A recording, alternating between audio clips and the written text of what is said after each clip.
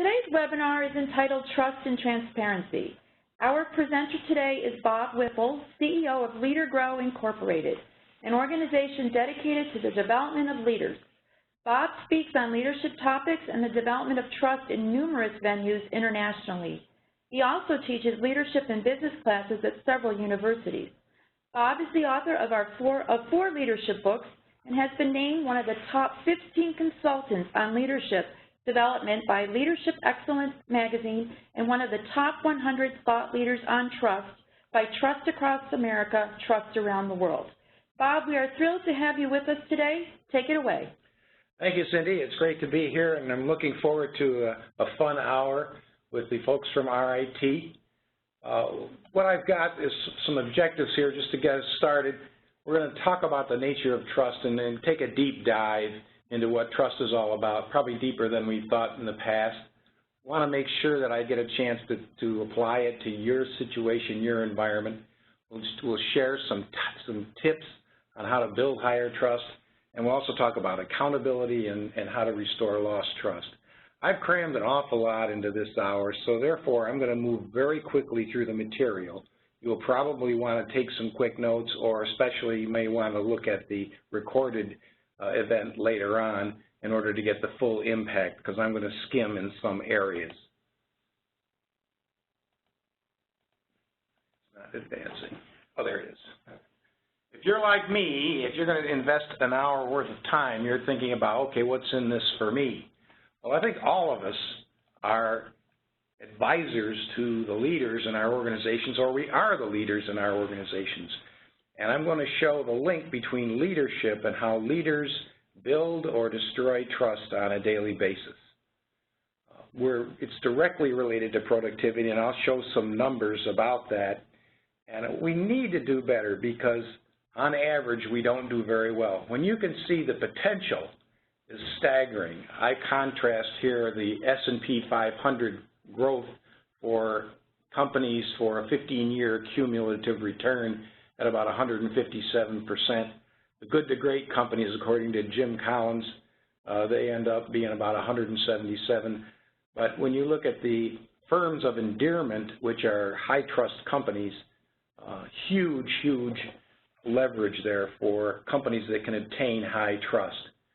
But the problems in most organizations are such that many of the employees are really not that engaged in the work. In fact, there's a number of studies about this, that only about a third of the employees are fully engaged in the work, about half are not engaged, and another quarter or so are actively not engaged.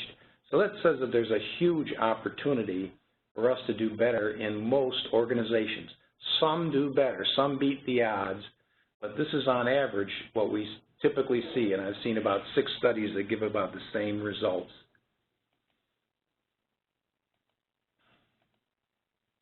First of all, I'd like to start by thinking about what trust is, because many of us may think, I know I always thought of trust as one thing. Do I trust you, or do you trust me? Do I trust my wife? Do I trust my kids? But in fact, trust is many different concepts, so we have to think about it in multiple dimensions. I want to share some dimensions with you. These are just a few for instances, so you can get the idea that it's a lot more complex than we might think on the surface. For example, there's a count-on definition. You always have my back. That's trust. There's a consistency definition. I see you walking your talk, or you say something and then you do it. That's also trust. There's one called a reliance definition.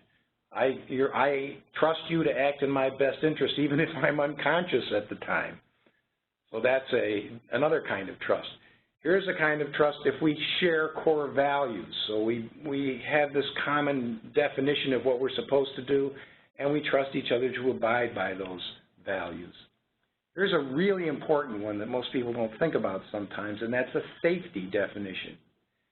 If I trust you, I believe it's safe for me to voice my concerns and know that you're not going to punish me in some way.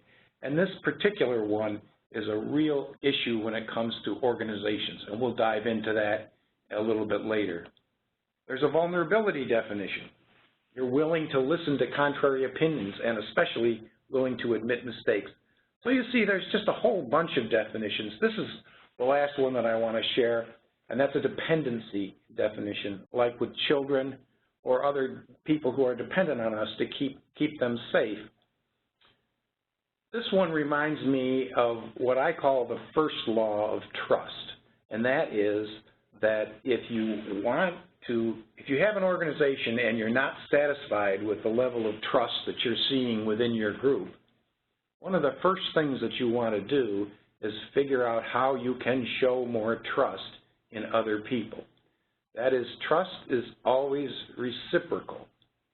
And many leaders are anxious to get more trust in their organization, and yet they're not really showing as much trust as they should, and that hampers the building of trust. So I think of it as a bilateral relationship, almost like, directional. I trust you and you trust me, but not at the same level at the same time. And so it changes often. It changes on a moment-by-moment basis based on what's going on and what you're experiencing and what the other person's experiencing. I think if we have a disconnect where one person trusts the other much more than the other person does, that relationship is in trouble if that remains for a long period of time. And I don't need to dwell on this slide because you all will recognize it, but just recognize that trust is ubiquitous in our lives. It is in everything we do and everything we touch. You can't get out of bed in the morning and get to work, but what you've experienced, trust or lack of trust, many, many times, hundreds of times. It's just all over the place. And we can show that it's, obviously the people, the products, the organizations, and the systems. Those are just 4 examples. And if you take any one of those that are on this slide, let's take one that people quite often have a very interesting relationship of trust with the boss. Okay, so that's a person in our lives. Most of us have a boss of some kind. And our trust in the boss, we think of that as one thing. Do I trust the boss or don't I? Well, in fact, that's multidimensional as well. That's got tons of dimensions. And I run out of axes to be able to even show it in a graphical form, but this is my best attempt. I have to sort of combine things in order to get it onto 3 axes. I wish I could show 5 axes, but I can't. But, at this point in time, is the boss showing character and integrity? To what degree? Is the boss showing competence? And is the boss being consistent? And then does the boss care about me? How do I know that? And what is the boss showing? So at any point in time on any day, we take these dimensions and probably a half a dozen more and put them together and come out with a figure in our mind. It's just think of it as a number of that's how much I trust the boss right now. And it'll change 5 minutes from now if we get a phone call or an email or something like that. So the first part about this is to understand that trust is, number one, ubiquitous. It's much more prevalent in so many areas of our lives than we really normally think of. And 2, it's very dynamic. It's not as static as we think it is. It changes from moment to moment based on what's happening around us. Once we get those 2 items in perspective, that allows us to dissect trust a little bit and do something about it in an organization. And that's what we're going to talk about today. One thing that I haven't mentioned is the length of time it takes to build trust. I think of it sort of like love. Trust is a constant, it takes constant tending in order to maintain trust. It's not something that you have and you have forever. You constantly have to earn it every single day. But the interesting thing about trust, and I think you could probably draw the parallel to love at first sight in this thing, because I believe that trust is something that can be planted rather quickly with someone you haven't met yet. So when you meet someone, I believe you have an opportunity to plant a seed of trust, or the seeds of trust. And I talk about it in 10 seconds. I don't know if any of you have caught up with Malcolm Gladwell's book called Blink. Malcolm talks about 3 seconds. I stretch it all the way out to 10 seconds. The point is, we create a relationship with another person much faster than we realize, and it happens instantly, and it's all about the body language mostly. There's tone of voice in there, but mostly it's body language, not so much what we say. If you can establish a seed of trust with a person when you first meet that person in the first 10 seconds or so, that relationship will progress at roughly 10 to 20 times the rate that it would if you didn't make that connection. I have a whole program that I do on this. It's fascinating stuff when we get into the body language and eye contact and all these kinds of handshake tips and stuff like that. I'm not going to be able to do that today. Besides, it takes a visual, have to do this almost tactily. But anyway, this is an interesting topic. The other thing that I wanted to mention as we go through is the idea of transparency. I think we're all easily aware that the level of trust has to do with how transparent an organization is being. If you think about what's happening over at Syracuse University this week, it's all about transparency. The students are not thinking that the university is being transparent, and there's a big problem over there. So it really beats down trust very quickly when organizations are seen as not being as transparent as they need to be. And so transparency is a big deal, and it's getting much more difficult for any organization to be opaque, if you will, because the information is out there all the time. And so really the best policy is to have a policy of openness to the extent that it's, number one, legal, and number two, prudent. There are times when being transparent is unkind or there's some other blockage, but for the most part, the more open we can be, the better off we'll be. I wanted to share a myth about trust that most managers and leaders have, because if you're in an organization, probably some people in the organization will look at trust as being like a soft skill, one of these communication things, touchy-feely stuff. Leaders like to say, gee, I don't know, we're going to have a workshop on trust, or we all going to sit around the campfire and have the s'mores and sing kumbaya and things like that, or you know, we're about business here. Well, I want to share that really is a myth. Trust is not a soft skill. Trust is, in fact, something that is a very hard-edged and measurable commodity in any organization, and it tracks with the performance of the organization. There are many, many studies that show the link between trust and productivity, and the multiplier is between 2 and 5 times. That's 200 to 500% productivity improvement if you can take a very low trust organization and move it to a very high trust group. That's pretty hard to do, but just moving a few points in trust will register in like 10 points in productivity. It's very sensitive. So I wanted to show you a typical way of measuring trust in an organization.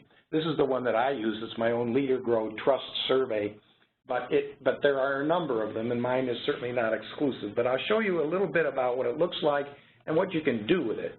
First of all, my survey only has a few questions, 3 demographics, very easy. Got to know what the level in the organization is, and I'll show you why that's important in a minute. And then 4 questions. Are you secure? You trust? What's the level of trust in the organization? What do you believe it is? And that's on a scale of 1 to 10. Do I trust my supervisor? Does my supervisor trust me? Very simple. Got to be anonymous. For that, there's lots of different ways to try to get anonymity. The way I generally do is I use SurveyMonkey as the vehicle for anonymity. It's not perfect, but it's usually good enough to get the job done, and it's simple. And then I go and ask 15 or 16 positive statements. For positive statements, you can just scan down here. My managers are ethical. My supervisor acts within my best interest, et cetera. You can scan down. These are all positive statements about trust. And I just ask people to do on a 5-point Likert scale where they think their organization is. That's basically about a 5-minute job to do that. And then I have a bunch of negative statements. Managers play favorites, there's too much stress, sometimes I feel bullied, leaders take advantage of people, et cetera. And for those, I just reversed the Likert scale. It's still the same 5-point Likert scale, but now it's reversed. And by doing that and taking the demographics, I can take any organization and kind of dissect it and see where the hot spots are for trust problems. And let me give you an example of a real organization. Here's an organization I was working with where we had 63 leaders in this organization. And across the top, you'll see senior leaders, managers, supervisors, lead operators. So these are all people in leadership position, and they're giving their opinion of the level of trust in the organization. I think you'll note immediately that there's a pattern there. And that pattern is very typical as you move down the ranks in leadership. I also showed how that particular group of managers related to the question of accountability, because we're going to talk about accountability a little bit later. And so now you can take a look at the patterns that you see. It becomes very clear that more senior leaders have, let's say, more rose-colored glasses in terms of how strong the trust is in the organization. And as you go down the ranks, these are all leadership positions. When you get down to the supervisors and lead operators, there are some people there that are quite skeptical of the level of trust. This is absolutely typical of every organization I've ever worked in, and also typical, curiously enough, is the hole in the data. If you notice, there aren't very many 5s and 6s in the supervisors and lead operators.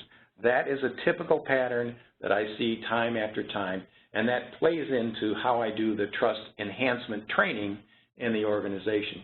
For this, on the bottom, you can see that people are held accountable. It doesn't matter at what level in the organization you happen to be. The leaders in this organization say, we have a problem of accountability in our organization. So that's how it would show up. I'm just picking out that one question, but basically I would scan through all the negative and positive ones and pick out the ones that there's a strong signal, and then we'd go to work on creating a program to improve trust based on that information. And you have to be sure when you're doing this to customize the program. No organization is the same as the next one. So any OD work, you have to be able to track the results of this organization and then create an intervention.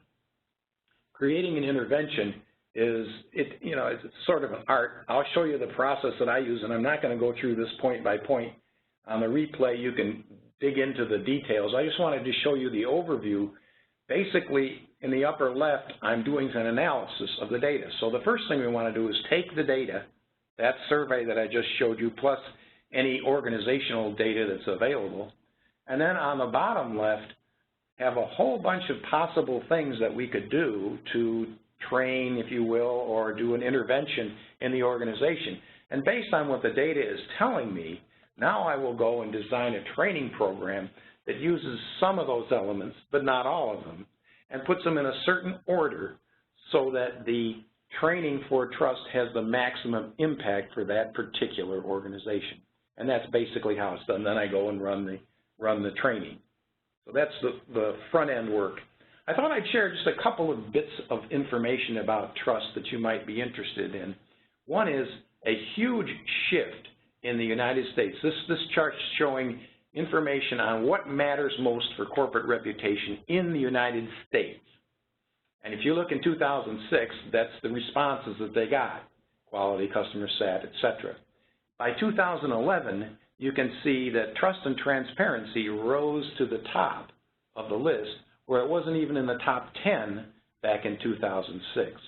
What it's showing is a huge demographic shift in what matters in reputation in the United States as a result of what we saw in the recession of 2008, 2009.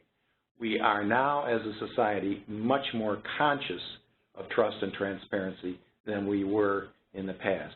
This is data from the Edelman Trust Barometer, and he basically does this for 28 different countries every single year.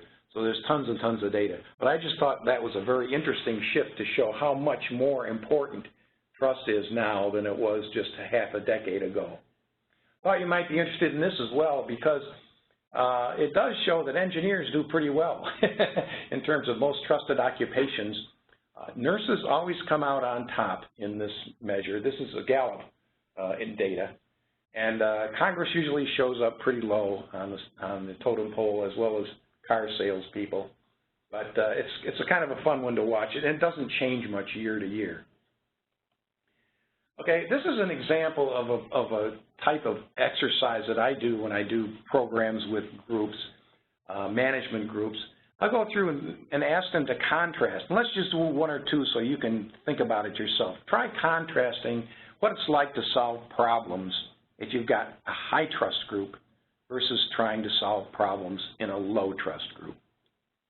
And I think most groups, when I ask these questions, come up with, it only takes them 10 or 15 seconds to say, well, solving problems when you've got high trust is very efficient.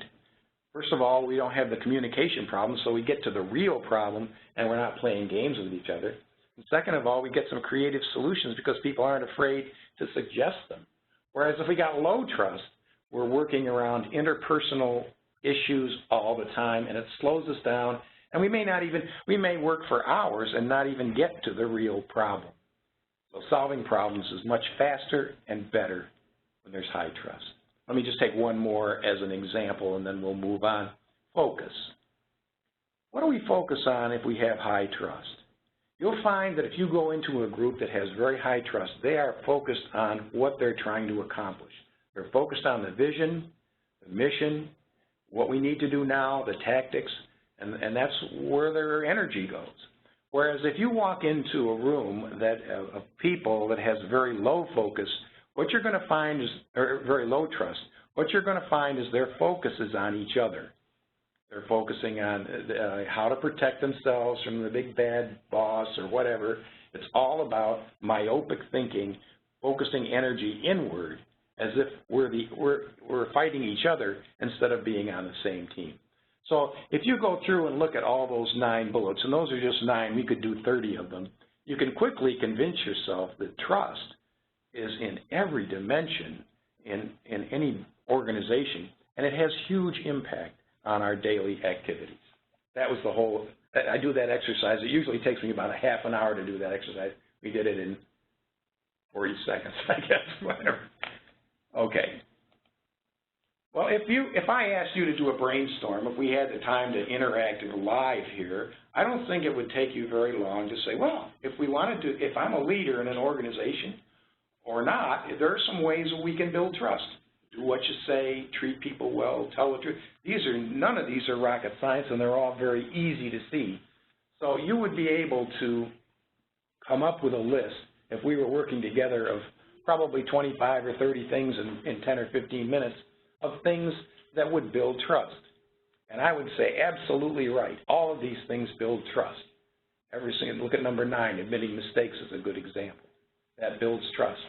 But there are 4 things that aren't on this list that I think are precursors that are extremely important to have, because if you don't have these 4 things, doing any number of these other things doesn't really get you there. And these 4 things are, first one I already mentioned, the first law of trust. Understand that if you're trying to build trust, you need to show more trust. Second one is having a values-based organization. Almost all organizations that I work with have a set of values. Very few, I would say less than 10%, are actually practicing the values visibly on a daily basis. It's the biggest crime that managers spend a lot of time putting up these values, and then basically they're not living them, and that really undermines trust. Having a balanced accountability, we'll talk about accountability a little bit later, and the biggest one I think is called reinforcing candor. So I wanted to talk about that one as being a huge enabler of trust.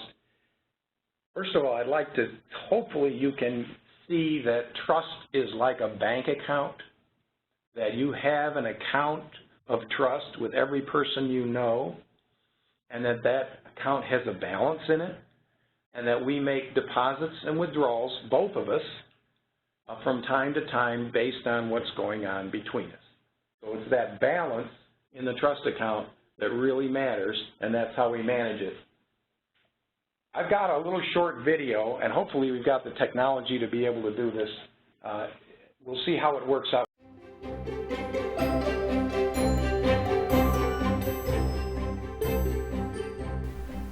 Hi, I'm Bob Whipple, and I'm also called the Trust Ambassador. In this brief video, I'd like to share an analogy with you about trust. It's one that I've used for some time. First of all, before we get to the analogy, I hope you can relate to the concept of trust being similar to a bank account. Like we have an account of trust with other individuals in our lives, and the level of trust is what's really important, sort of like the balance in a bank account. And that we have that balance there, and on a daily basis we're making deposits to the trust account, good things that are happening that are increasing trust, or we can also make withdrawals to the trust account, which reduces the balance. And so of course the trick is to try to keep the balance as high as possible over time, and then we'll achieve the benefits of high trust with that individual. Well, the analogy that I like to use is an analogy that uses this barometer. I made this up a couple of years ago to make my point about how I believe trust is built and lost. And so this is, my wife tells me she thinks I got the parts off the Titanic. I said, well, probably more like the African Queen. Actually, it came from my neighbor's yard. He does salvage work, and he always has crazy things around, so I went over and got this ratchet and some handles and a bunch of weights and things and put together this Rube Goldberg. The idea is this: we make deposits to the trust account usually in small increments, and we make them over a period of time. It's like putting small deposits in the bank every week when we have our paycheck or something like that. So we do things like we act in a consistent way with others. Well, that's a deposit. Or we treat other people with respect. That's another deposit. So every day as we do good things with people, we tend to build up that trust account. A big one is admitting mistakes, would be putting deposits in the trust account. Another one is acting with integrity. It brings trust deposits. And so all these things, another big one is doing what you say you're going to do, following up. Those kinds of things make deposits in the trust account. Now, I think it's pretty difficult to actually make a big deposit in the trust account with any one transaction. It's like you just don't have the stuff to put in the account unless something unusual is going on and you get a special event that maybe could be a big deposit. Let's see, for example, if you have to land a plane in the Hudson River, well, that's a pretty big deposit, but you don't really get a chance to do that very often. Sometimes in our lives there's an opportunity that comes up that allows us to make a very big deposit with people. But most of the time, at work at least, and even at home, we're making deposits routinely on an individual basis that are small. But the account builds up over time. Unfortunately, what happens on the withdrawal side, if we haven't set up a culture of high trust, what happens on the withdrawal side, inevitably we're going to have withdrawals, but typically what happens is a withdrawal can become a very big withdrawal very quickly, and it looks like this. Initiating panic sequence. So what happened is all the trust equity that we'd built up over the past year or however long we were making those deposits was wiped out in one sentence or one email or one phone call or even just body language in a meeting. It's amazing how that can happen. In English, it sounds like this. I've known Sally for 10 years and I've always trusted her. She's always been square with me. I've never had any reason to doubt her. But after she said that yesterday, I'll never trust her again. We think that way as human beings, and it really works against trust because it takes so long to build it up, but it can be destroyed in a heartbeat. But watch this. If I had a withdrawal and I did something wrong and the trust crashed down to zero, I got no choice but to try to build it back up. So I start making deposits again, just like I did before. I treat people with respect.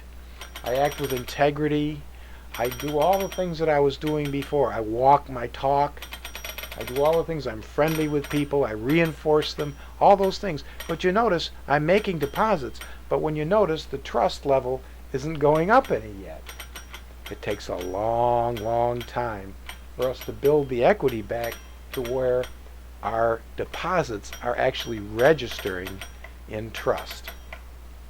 And so the interesting phenomenon for me is to think about what would it be like in an organizational sense if when we made a withdrawal, because after all, we're going to make withdrawals. They're going to happen from time to time. Nobody's perfect.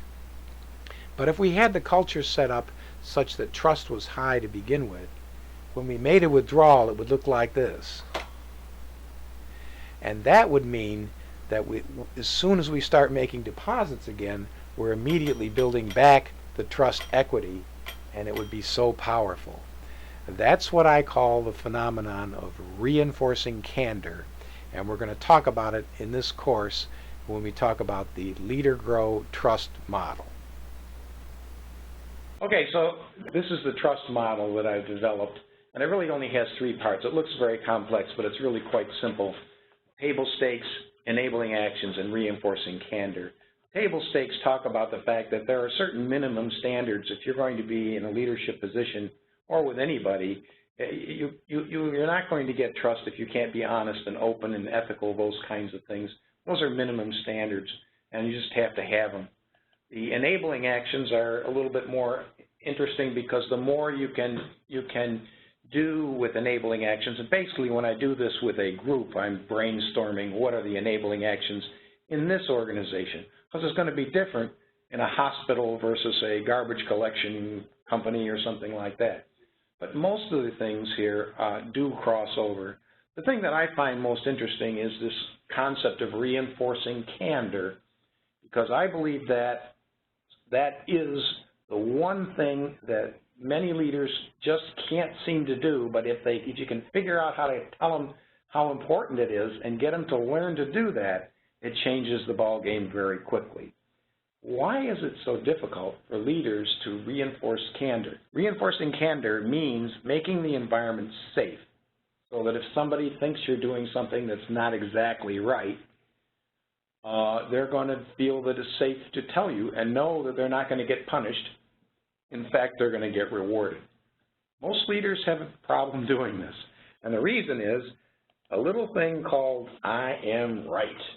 I hand out these buttons in many of my training programs and make people wear them because really we all walk around with this button on all day long. And if I'm a leader in a leadership position, whatever I say and do, I'm doing from a position that I think that's the right thing to do. So if I believe I'm right, and then if you come and disagree with me, then by definition, there's a problem here. You must be wrong, so I get defensive. And when I get defensive and I don't reinforce you for your candor, that's when trust gets compromised. So I believe very strongly, and got a lot of empirical evidence of it, that it's the behavior of leaders that really makes the difference. So what we have to do is focus on improving or changing the behavior of leaders. Now, if we want to change the trajectory of trust, we need to change the behaviors of leaders. And if you wanted to change the trajectory of a comet, we just had this week landing a satellite on a comet. If we want to change the trajectory of a comet, we don't go fooling around with the particles in the tail of the comet. You need to work at the top, because that's where the energy is going to be well placed. Now, I want to shift gears here and talk about accountability before we run out of time, because I want to save time for some questions. Accountability is a situation that most organizations use in a negative sense only. We hold people accountable, and that's a bad thing if it happens to you. Well, I think that's a bad way to look at accountability, because when you think about it, for most people on most days, they're meeting expectations. People come to work wanting to do things right, and most of the time they are doing things right.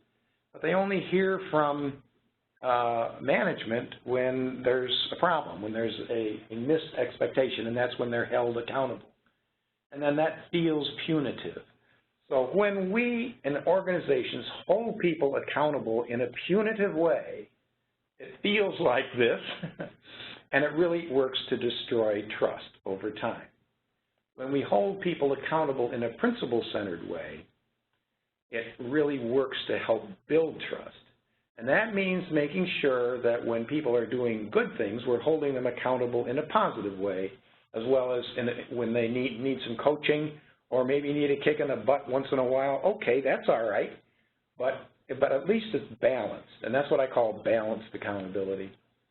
Here's 5 C's for holding people accountable. Comprehensive means what I just was talking about. Balanced. We have to hold people accountable in a comprehensive way.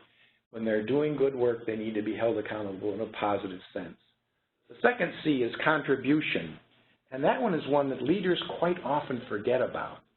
If a leader is holding someone accountable, let's say the leader brings a person in his office and is saying, hey, you know, you didn't get this report in, and da-da-da-da-da, okay. Actually, there's 2 people in the room. There's the employee and the leader.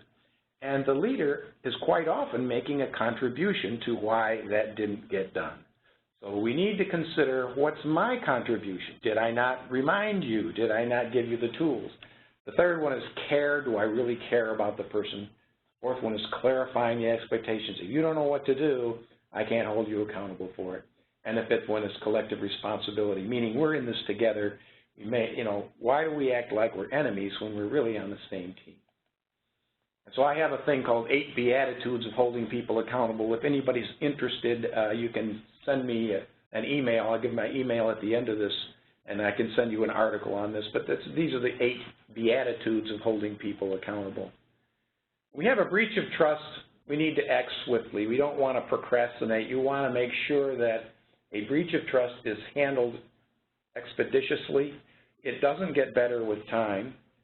Both people feel terrible about it. So we need to openly address it and deal with it. Here's just a 6 or 7 point thing. It's really not rocket science at all. It's marriage counseling 101. There's no magic in here. The real magic is establishing the idea that we really do value our relationship and something went wrong and we want to work together to fix it. I think if you handle a breach of trust, each of us is going to experience breaches of trust in our lives. If you handle it as an opportunity instead of a catastrophe, an opportunity to actually make trust stronger at the end of our interface than it was in the beginning, quite often you can do that. Now, I don't claim that you can do that every time. It matters on the circumstances. But if you approach it as an opportunity, quite often you can do that, and it's very valuable. I want to point out that it's not a marathon, that it's not a sprint, it's a marathon. Building trust is a constant effort. It takes work to do. You never get there. There is no finish line. It's always something that we can do better. But for those organizations that are investing in this in a constant way, they're the ones that are getting the productivity improvement that I was talking about earlier in the program. It's there. I can generally promise in most organizations to go to work and improve productivity by at least 20-25%, at least, just simply by changing the culture. Some organizations are harder to do than others, and some organizations are already pretty good at it. So that's, we lose something. No, we didn't lose. We're back. Hello. I think it's also important to understand that we need to celebrate progress along the way. It does take time. It takes effort. And people get discouraged if they're not able to celebrate the fact that we are getting better. So as we work on these things, we need to make sure that we make people feel good about that. I have a new book on trust that's just come out a couple months ago. It's on trust when we go through major organizational restructuring, such as like mergers or acquisitions or things of that nature. Trust quite often goes out with the bathwater on these things. It's actually a book. It's a 280-page book plus 12 online videos, and you can get to it with that email, www.astd.org/transition. It's a fun book, and it's one all about the culture. How do we attach, how do we make sure that the culture works in these things? And so that's my little spiel on trust. I've tried to save time so we can address some of the questions I see come in here. And let's kick it back over to Cindy. Did we get any questions? Back up? All right. Well, so you can keep your contact info. Okay. Thank you, Bob. We appreciate you sharing this valuable information with us that we can certainly use in our organizations as well as our individual relationships. And now, RIT alumni, we do have some, you can submit your questions via the chat box, so please feel free to do so. Right now, we've got a question, Bob, that says, I've read that we're living in an increasingly cynical world. Is earning trust getting harder to do given the cynicism that sometimes is out there?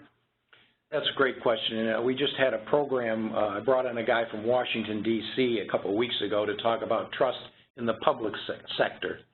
I mean, if you look at what's going on down in Ferguson, Missouri right today, it's startling how a breach of trust in the public sector can lead to incredible cost, incredible loss, even loss of life, economic loss, just tremendous amounts. So yes, I think we are in an era of heightened sensitivity. Some of it is racially oriented, some of it has other ramifications, but we are in a highly skeptical, and it's like a hair trigger. So a small breach of trust can really generate huge consequences for an organization or a society. And I don't know that that ever goes away. You know, we're not as innocent. I think the proliferation of data and information helps, but it also hurts because there's a lot of misinformation out there that people grab onto, and then that's how things feed. So what you need to do is establish across a society or an organization an ambient level of high trust and a real desire to work on it constantly so that when these things come up, because they will come up, you can weather the storm and get back rather quickly. Thanks, Bob. Question from Stephen. He is curious about how do you suggest trust be handled. I think what Stephen's trying to get at is with multi-generational populations where there are different sets of values. Yeah, and the multi-generational issues are clearly ones where I'm going to say I hate making generalizations because you say a generalization and somebody's going to be able to say, well, yeah, but this doesn't happen over here. But it's true, I think, on balance, that the younger generation is less tolerant of breaches and lapse in ethics or trust than the boomers were, for example. That 20, 25 years ago, a gaffe or a situation was just, you know, people said, well, that's what happened, and that's what happens, and it kind of get over it. Whereas I think we're less able to swallow that kind of explanation these days, and therefore, once again, it becomes very difficult. You have an organization, well, I'll use Syracuse University again. You see what's happening right today over at Syracuse University. They're quite distracted because of some actions that the students felt were not transparent. And therefore, they're having to do tremendous amount of damage control in their university. And we don't know where that's going. You know, that could blow up or it could blow over. But you're much more protected if you're working constantly on improving trust than if you kind of forget about it and then all of a sudden you have an incident and boom, you got a lot of ground to gain. Thanks, Bob. Just a point of reference, as we mentioned previously, we will be sending out a copy of this webinar, so you will be able to access these slides at a later date, probably within the next 3 to 5 business days. We will get that out fully captioned. Back to the questions. We have one come in from Lydia. The question, Bob, is it fair to say that when a leader says they expect loyalty, they should be building trust instead? Precisely, Lydia. That's the first law of trust that I'm trying to advocate, that I don't know, I can't think that I've ever met a leader who would say, I'm not interested in higher trust. Every single leader realizes that trust is a precious commodity that is helpful to any organization. Many of them undervalue how important it is, but they all say, yeah, I want higher trust. And yet, very few leaders, what I say is the best advice I would give to a leader, if a leader is sitting there saying, you know, I'm not really happy with the level of trust in my organization, I'd say what I think you should do is push your chair back from your desk, stand up, walk down the hall, go into the bathroom, men's room or ladies' room as appropriate, look in the mirror, and ask yourself some tough questions. Because whether you like to admit it or not, the level of trust that you're seeing is being caused by your behaviors. Great. Thanks, Bob. Carol has a question. When healing a breach of trust and you make the point to check back on it later, doesn't that have the potential to bring up negativity originally associated with the initial issue? Great question, Carol. You're right. It does have that danger, and you're always in a danger of bringing up ill thoughts. The point being, though, I think if you and I are in a trusting relationship and something I did, trashes it for whatever it is, maybe it was innocent, maybe it wasn't, you and I are both going to feel pretty terrible about it, especially if it was a long relationship. We're going to feel awful. And I think establishing, just getting together with a person, say, jeepers, if we could play back the calendar to last week when we were so strong and so tight together in trust, that felt pretty good, and it felt that way for many years. And then all of a sudden this thing happened, and now we both feel terrible. Wouldn't it be to our advantage to get that feeling back? And I think if we both would agree that that's really important to us to get that feeling back, then we go to work on it. And you're right, Carol, it won't be perfect. One of the things is to establish and say, what would have to happen for us to be able to erase that in our mind? A lot of times it's just describing what happened, because probably close to 50% of the time you're going to find it was a misunderstanding and there really wasn't a breach at all. So, but you have to expect that it may not be a straight line getting from where you are to a fully healed relationship. And there may be situations where you cannot repair it. But that doesn't mean we shouldn't try, because I think in the majority of cases, great progress can be made. But your point is a good one. Don't expect it to be an easy ride always. Another question, Bob. Do you have any tips for middle managers on getting trust in the public sector when leadership changes every 4 to 8 years? Yeah, the whole situation with the elections cycle, and then the whole new team comes in. It's replete with the potential for nepotism or some form of favoritism, where I'm the new leader and I'm bringing in 3 new people from my previous city or whatever. And it isn't just in the public sector, it's in any organization. You'll see it in a baseball team. If you get a new manager coming in from Cleveland, within a year you're going to see 3 key players from Cleveland coming over onto that team. It just is a natural thing. It happens in organizations, not just public sector. It happens in private organizations. The leader is going to want to work with the people that he or she has a level of comfort with from the past. And so that's going to be there. It happens in the public sector. It's very evident because this whole broom sweeping clean, and now we got new people, and some people have to leave, and it's a problem. Is there a cure for that? Gee, I don't think so. I think you're bucking against human nature, and people are going to want to work with people that they're comfortable with. I do think that it's important to have a good rationale, a good reason why you're appointing people. If I appoint my brother for some office, well, that's going to smell pretty bad. So you have to look at the optics of what's going on and say, is it really worth it to me? And if you're making a call that might be considered a marginal call or something that could be misinterpreted, look at the optics and say, is that really worth it to do that, or is it somehow too much of a risk? It's really a risk situation that you're trying to mitigate. Thanks, Bob. Presumably, building trust is something that some leaders potentially can do really well and others perhaps not. Do you have any examples of leaders in the business sector, public sector, that you would kind of hold up as good examples of that ability? Yeah, I think there are several that have done very well. Bob Wegman was a good one locally.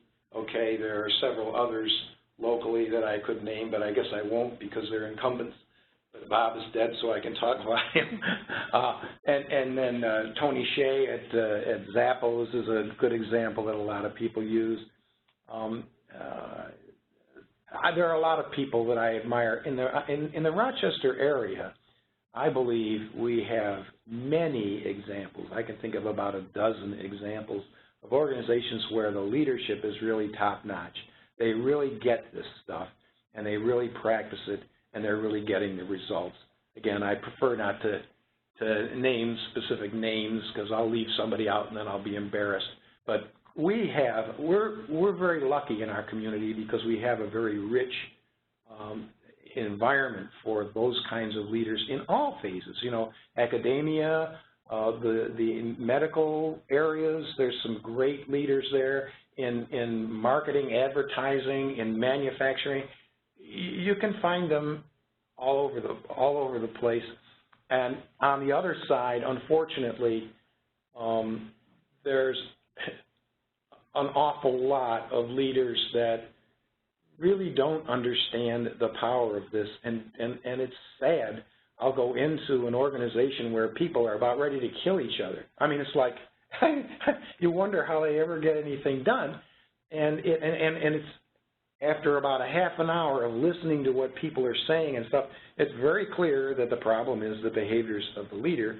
The leader doesn't understand what we've been talking about here or how to do it well, and very, very rarely does the leader understand that the problems are being created by him or her. Instead, it's always easy to blame, well, these supervisors need some more training, or well, we had a bad year last year, or we got some customer issues, or supplier problems. It's always easy to deflect and say, the reason why we're having trouble is that all these other things. I will come back and say, I make this one generalization that's probably dangerous to do, but I say, if I can go into an organization and see that they're struggling, they're just, and the people are at each other's throats, and and you know, they're in danger of going out of business, I will say 99 times out of 100, it'll end up being a leader that doesn't understand how to build trust and maintain it. Thank you, Bob. Well, we've got just a few minutes left, so we will wrap up. Any additional questions can be sent to Bob. You see his email there on the screen, or you can send them to us at ritalum@rit.edu or tweet them to us at @RIT_alumni with the hashtag #MeRITWebinars. We will get those over to Bob.